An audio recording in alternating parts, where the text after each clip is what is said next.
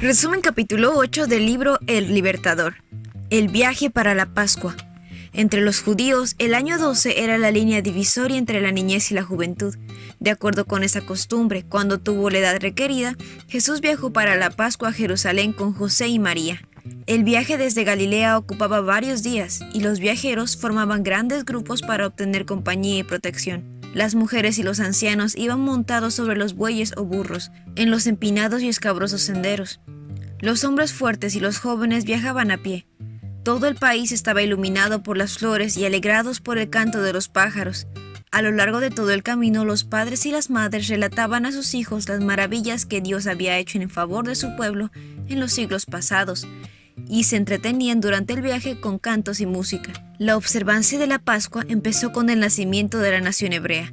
La última noche de su esclavitud en Egipto, Dios indicó a los hebreos que reuniesen a sus familias en sus hogares. Habiendo rociado los marcos de sus puertas con sangre del cordero que habían sacrificado, debían comer del cordero asado, con pan, sin levadura y hierbas amargas. A la medianoche, todos los primogénitos de los egipcios fueron muertos. Los hebreos salieron de Egipto como una nación independiente. De generación en generación debían repetir la historia de esta liberación maravillosa.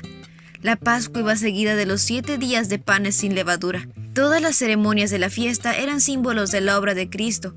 El cordero sacrificado, el pan sin levadura, la gavilla de las primicias, todo representaba al Salvador. Pero para la mayoría del pueblo que vivía en los días de Cristo, esta fiesta había pasado a ser mero formalismo. Pero, ¿cuánto significado tenía para el Hijo de Dios? Por primera vez en su vida, el niño Jesús vio el templo, vio a los sacerdotes vestidos de blanco al cumplir su solemne ministerio y la sangrante víctima sobre el altar de sacrificio. Presenció los impactantes ritos del servicio pascual. Cada día que pasaba veía más claramente su significado. El ministerio de su misión se estaba revelando al Salvador. Arrobado en la contemplación de esas escenas, permaneció en los atrios del templo cuando terminaron los servicios pascuales. Cuando los adoradores salieron de Jerusalén, él fue dejado atrás. Una dependencia del templo había llegado a ser una escuela religiosa. Allí se dirigió el niño Jesús y se sentó a los pies de los sabios rabinos, como quien buscaba sabiduría.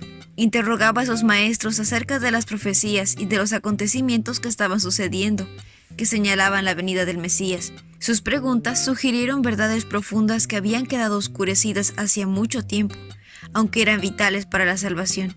Los maestros de la ley le dirigieron preguntas y se quedaron asombrados al oír sus respuestas. Con la humildad de un niño, les dio a las palabras de la Biblia una profundidad de significado que los sabios no habían imaginado.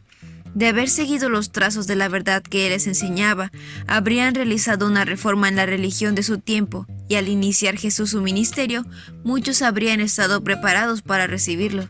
Los rabinos vieron que este reflexivo niño galileo tenía un futuro muy prometedor. Querían encargarse de su educación. Una mente tan original, pensaban ellos, debía ser moldeada por ellos. Las palabras de Jesús habían conmovido su corazón como nunca lo había sido por las palabras de labios humanos. Dios estaba tratando de dar luz a estos líderes.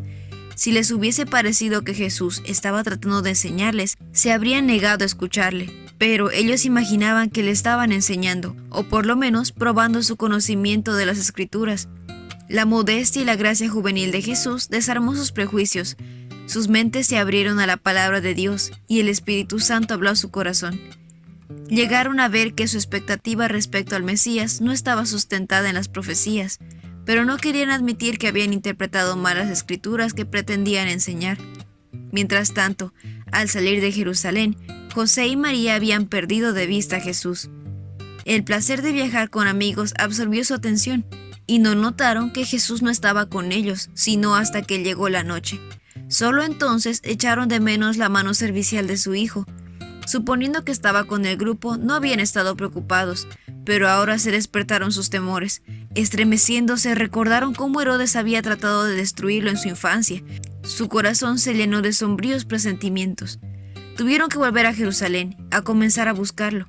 Al día siguiente, en el templo, escucharon una voz familiar. No podían confundirla, tan seria y ferviente, y sin embargo tan melodiosa. En la escuela de los rabinos encontraron a Jesús. Cuando estuvo otra vez reunido con ellos, la madre le dijo con palabras que implicaban un reproche: «Hijo mío, ¿por qué te has portado así con nosotros? Mira que tu padre y yo te hemos estado buscando angustiados. ¿Por qué me buscaban?, les contestó Jesús. ¿No sabían que tengo que estar en la casa de mi padre? Jesús estaba empeñado en la obra que había venido a hacer en el mundo, pero José y María habían descuidado la suya. Dios le había conferido mucha honra al confiarles a su hijo, pero durante un día entero habían perdido de vista al que no debían haber olvidado un momento, y al quedar aliviada su angustia no se habían condenado a sí mismos, sino que le habían echado la culpa a él. En la respuesta de su madre, Jesús demostró por primera vez que comprendía su relación con Dios. María no entendió sus palabras, pero sabía que había negado a ser hijo de José y se había declarado hijo de Dios. Jesús volvió a casa con sus padres terrenales y los ayudó en su vida de trabajo. Durante 18 años reconoció el vínculo que lo unía a la familia de Nazaret. Cumplió los deberes de hijo, hermano, amigo y ciudadano. Jesús deseaba volver tranquilamente a Jerusalén con los que conocían su secreto de vida. Mediante el servicio pascual, Dios estaba tratando de recordarle a su pueblo la obra admirable que él realizara al librarlos de Egipto. Y ese fue el resumen del capítulo 8 del libro El Libertador. No olvides compartir este video con tus compañeros de clase o con las personas que tú creas que puedan necesitar este resumen. Nos vemos la próxima.